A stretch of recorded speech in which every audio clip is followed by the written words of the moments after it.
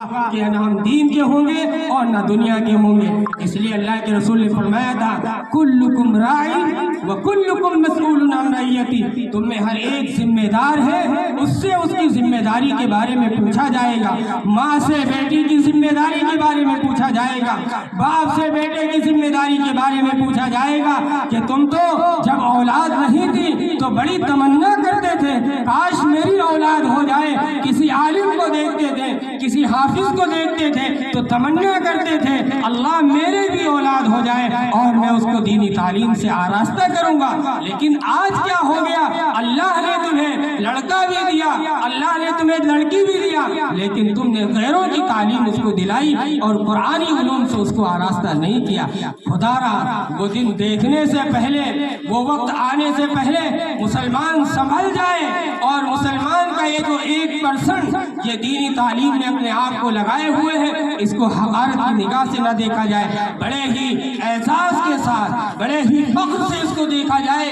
کہ یہ اللہ کا دین اٹھائے ہوئے ہیں، اللہ کا قرآن اٹھائے ہوئے ہیں۔ آج جو مقام میں کہتا ہوں علماء کا ہے، جو مقام حفاظ کا ہے، وہ بڑی بڑی ڈگریاں حاصل کرنے والوں کا نہیں ہے۔ آپ نے دیکھا ہوگا کہ چند کوڑیوں پر امامت کرنے والے، چند کوڑیوں پر پڑھانے والے آج کتنے ہی فاخرانہ لباس کو پہنتے ہیں۔ اسی لیے کہا گیا ہے کہ اپنی اولاد کے اوپر ہمیں اتنا خرچ کرنا ہے کہ اگر مفلسی ہمارے اوپر آ جائے، تونگری ہمارے اوپر آ جائے، فخر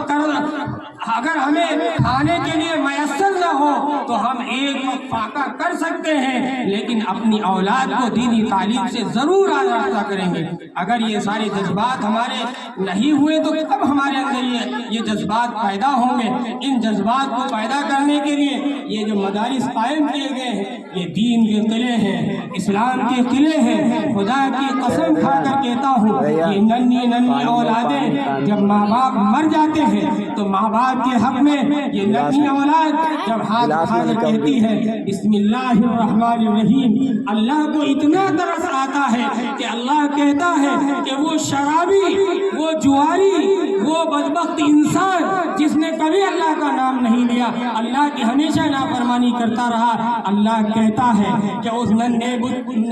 بچے نے اپنی تتلاتی ہوئی زبان سے جیسے ہی بسم اللہ شروع کی اللہ اس کی مغفرت فرما دیتا ہے۔ اس لیے ہمیں اور آپ کو چاہیے کہ یہ جو مدارس ہیں ان کو آباد رکھیں، ان مدارس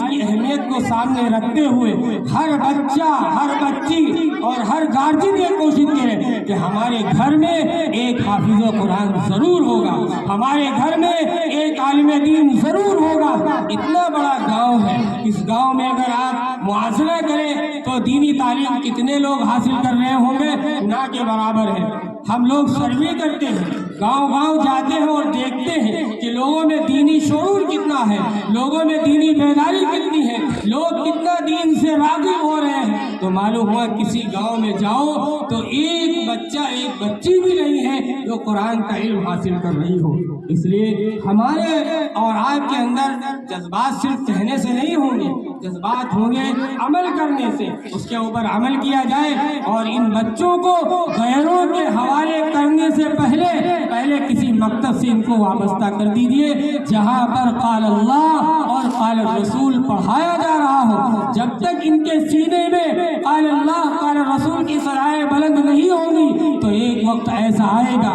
کہ باپ اپنے سر پر ہاتھ رکھ کر، ماں اپنے سر پر ہاتھ رکھ کر کہے گی کہ کاش میں بچہ جنا ہی نہ ہوتا، کاش میرے لڑکی پیدا ہوئی ہی نہ ہوتی، کاش میں جانتا کہ بڑی ہونے کے بعد میری بچی ارتداد کا شکار ہو جاتی تو میں اس کا گلا پھوڑ دیتا۔ اب کہنے سے کچھ نہیں ہوگا، اب تو موقع ہاتھ سے نکل گیا۔ اس کے اوپر ہمارے علماء اور خاص طور سے میں کہتا ہوں کہ مولانا خلیل الرحمن سجاد نعمانی صاحب بڑے تفصیلی بیانات اس کے اوپر جاری کیے انہوں نے کہ ہم اپنے آپ پر کڑ رہے ہیں کہ ہماری امت سوئی ہوئی ہے، ہمارے لوگ سوئے ہوئے ہیں، کس طرح ان کو جگایا جائے۔ جگائے جانے کے لیے تفہیم شریعت کے نام سے لوگ پروگرام کر رہے ہیں، خواتین کو جمع کرنا اور ان میں دینی شعور پیدا کرنا اور ان کو یہ رغبت دلانا کہ اپنے بچوں اور بچیوں کو دینی تعلیم سے آراستہ کیجیے اور خود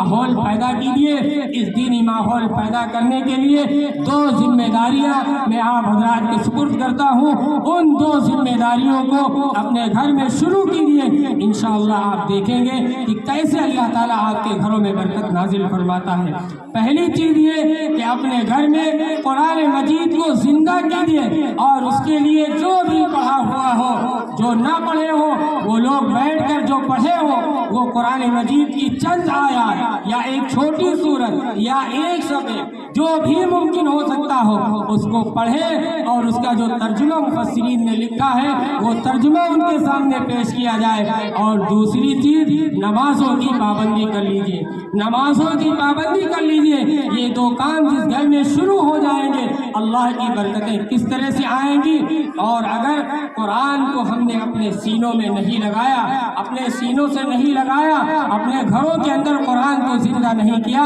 तो कुरान ऐलान करके कहता है कि जिस तरह तुमने दुनिया के अंदर मुझे यूं ही छोड़े रखा, कल क़यामत के दिन तुमको गूंगा अंधा बहरा करके उठाया जाएगा। उस वक्त हमारे पास क्या जवाब होगा। इसलिए हम तमाम हज़रात से गुजारिश करते हैं कि जिन्होंने मेरे पैगाम को सुना है या जिन तक मेरी बात पहुँचे वो इस मदरसे को दिन दोगुनी रात चौगुनी तरक्की करने की कोशिश करें। एक वक्त ऐसा गुजरा है लॉकडाउन से पहले कि जब 250-300 बच्चियां हुआ करती थी, अब तादाद देखिए कि 100 की तादाद बमुश्किल पाई जाती है। ये हमारी कौम की हालत हो गई कि कोई कॉन्वेंट नया खुलता है, मालूम हुआ कि वहाँ पढ़ाई अच्छी है। कौन सी अच्छी है? दुनियावी एतबार से, असरी उलूम के एतबार से, चाहे खर्च जितना भी आता हो हम खर्च देने के लिए तैयार हैं। लाखों रुपये एक साल में एक बच्चे के ऊपर खर्च करने के लिए तैयार है। और मदरसे में जहाँ मैं कहता हूँ हज़ारों रुपये साल में मुश्किल से खर्च होते होंगे,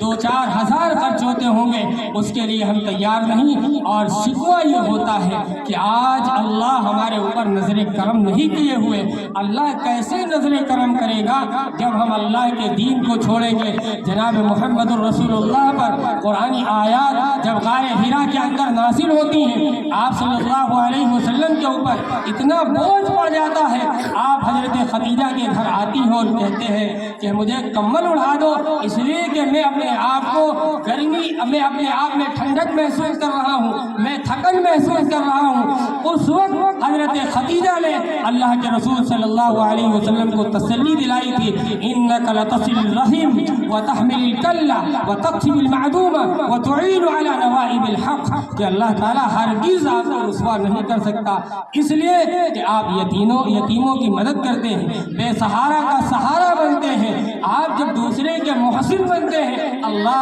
आपको हरगिज़ रुसवा नहीं कर सकता है। इसलिए मेरे भाइयों,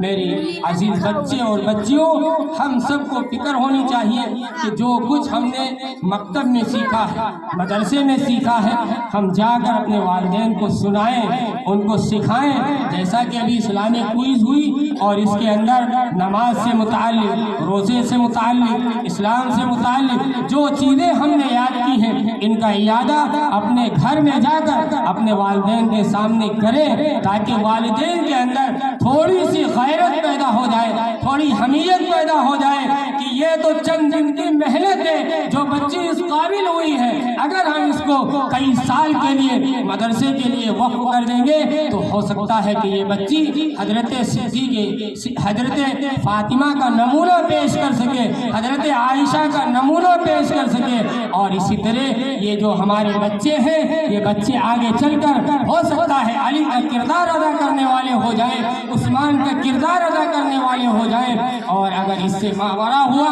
इन तमाम चीज़ों को दबा कर रखा गया और इसको गिरी हुई निगाह से देखा गया, तो ये ऐसी चीज़ है कि जब दीन के लिए कोई खड़ा होता है तो अल्लाह उसको बुलंद करता है, और जब दीन को कोई हकारत से देखता है, निगाह उसकी नीची होती है, तो अल्लाह उसको नीचा कर देता है। ये कुरान ऐसी चीज़ है, कुरान के बारे में हदीस में कहा गया कि कुरान बाज़ लोगों को बुलंद करता है और बाज़ लोगों को पस्त कर देता है। तो हम लोग पस्त होने वालों में ना हो, हम लोग कुरान के ज़रिए बुलंद بلند ہونے والے ہوں۔ اللہ تعالیٰ ہم سب کے جمع ہونے کو اور اسلامی کوئز کو جو ہوئی ہے اس کو بھی قبول فرمائے، اور یہ اساتذہ نے جو بھی ٹوٹی پھوٹی محنت کی ہے ان اساتذہ کو بھی قبول فرمائے، ان بچوں اور بچیوں کو بھی قبول فرمائے، اور ان کے جو